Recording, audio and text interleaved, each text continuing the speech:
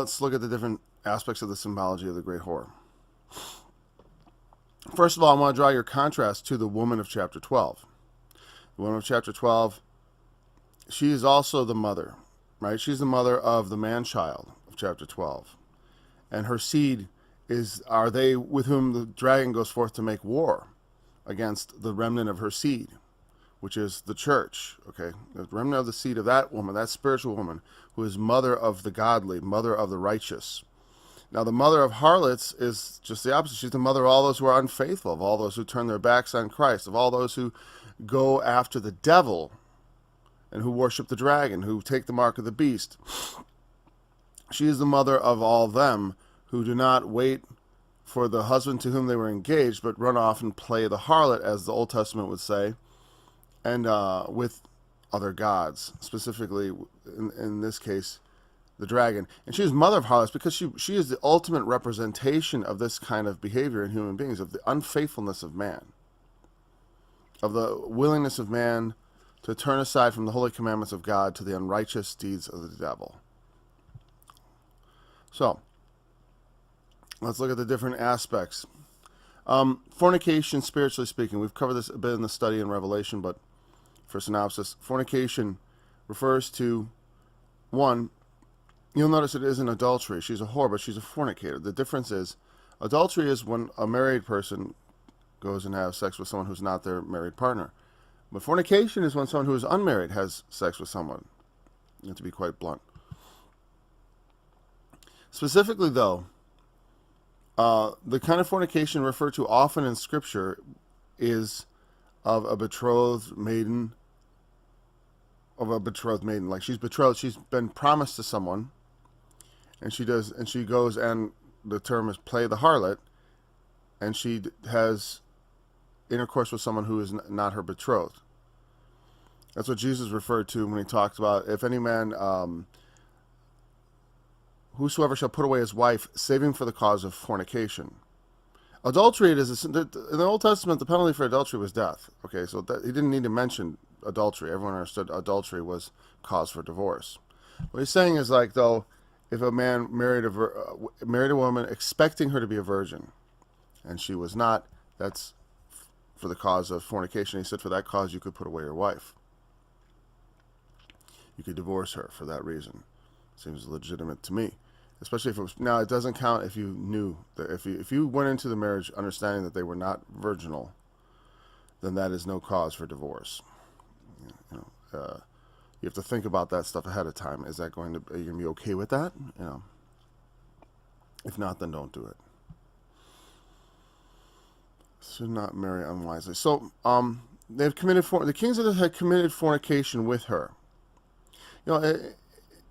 It can mean together, they've fornicated together, or in company with, they have gone after the same thing. And that's always the way I've sort of seen this, is that they have committed fornication with her, in that she led them into fornication. That her fornication brought about their fornication. That they all sort of went together after the same thing.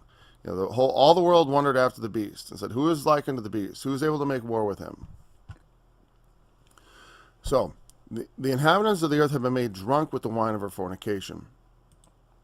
Her apostasy, and I've referenced this many times, 2 Thessalonians chapter 2, when it says, for the day, I don't want you to be shaken in your mind or troubled by spirit, by letter, as from us, as though the day of Christ is at hand, as though Jesus could come at any moment. For that day shall not come except there come a falling away first, and the man of sin be revealed, the son of perdition. Who opposes, it's a falling away first. Don't forget that, a falling away.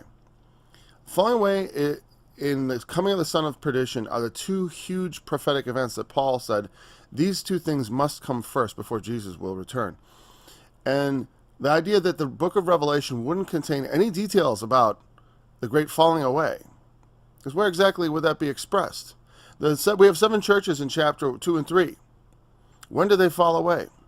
It's only implied, but 17, 18 are the description of the great whore and of her great apostasy. That's what the great whore is. And this, the great whore represents, she is the mother of all apostasy, the mother of all unfaithfulness. And again, why is it fornication? Because we are not married to Christ, but we are, in symbolic language, we are espoused to him. In the Old Testament, the Jews were actually supposed to be married to God. And in Ezekiel, when he talks about their unfaithfulness, and they're going to play on the harlot, he calls it adultery in its spiritual sense. And in the New Testament, though, it is not adultery, it is fornication. So the drunkenness, the habits of the earth have been made drunk with the wine of her fornication. Her being carried away into worshiping the dragon, into apostasy, what it does, that event is like an intoxicant on the world. It dulls their senses. Her willingness to be complicit in falling away from Christ and going to another. I mean, even though he's going to deceive them and claim to be Christ, but they go off. Their acceptance of him as Christ, their fornication with the dragon and accepting him as Christ, will lead people in the world. It's like a cumulative effect. The more followers, the more, who is like unto the beast? Who is able to make war with him? They all worship the dragon. All the world wondered after the beast. All the world wondered after him, and they worshiped the dragon, which gave power to the beast. The more you see people doing something, the more it seems right to do it. And so that is why her fornication causes this sort of intoxication of the world. That has wisdom, the 7 heads of 7 mountains on which the woman sitteth.